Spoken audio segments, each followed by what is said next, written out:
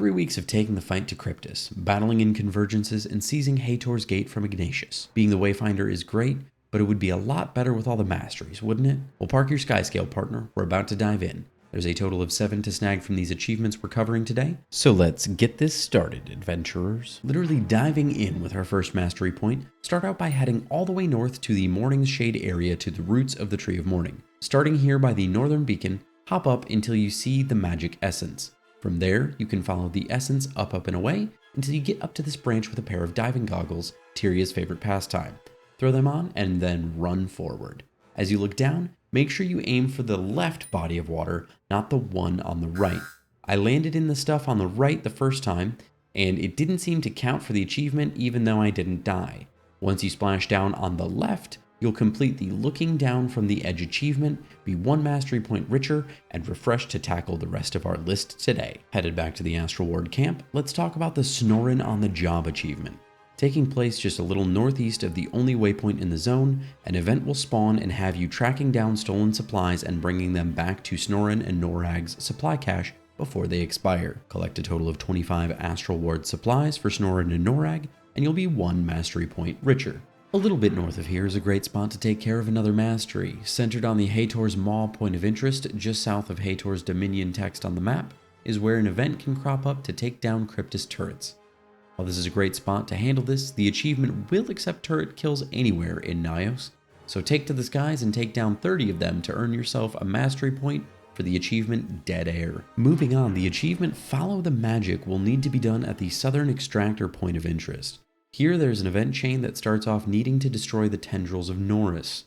After that event is where you can work on Follow the Magic. For this event, you need to collect magic around the extractor, so the Cryptus can't steal it all. The best way I found to do this is to take the updrafts all the way up to the top of the extractor and stay up there as much as possible. Circling around up here, the magic respawned extremely rapidly for me, and there were far less turrets harassing me than lower down. It may take you a couple tries to collect the 100 you need depending on how packed the event is, but stick with it and you'll have bagged another mastery. Don't forget to finish up this event chain to work towards the meta achievement progress. That's 4 out of 7 mastery granting achievements covered so far. A little more than halfway done. If you're finding this video helpful, drop a like so that I know it did, and hit that subscribe button so you're notified when I post more achievement guides, tips, and tricks. Up next, we're going to talk about a double feature. Just outside Heitor's gate near the Bleeding Wastes is where you'll want to go next. An event chain starts here to kill all the Cryptus patrol leaders.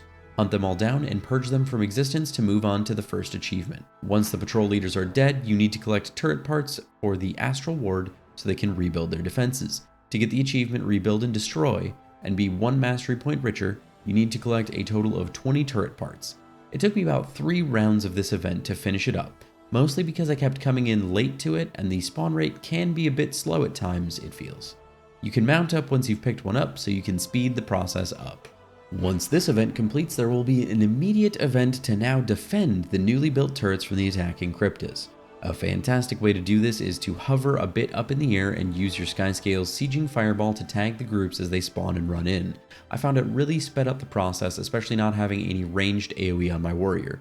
Defeating 50 Cryptus during this event will get you the achievement If It Aint Broke, and tack another mastery point on.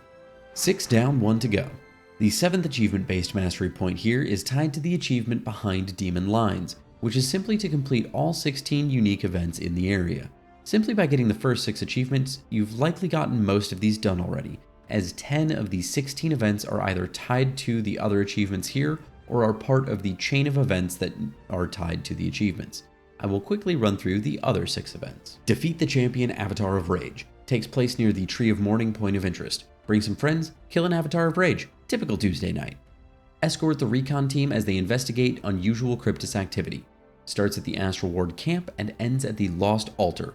Just follow the team and take out Cryptus to protect them. Moves into the next one, which is Defeat the Wanderer. This takes place immediately after escorting the recon team to the Lost Altar.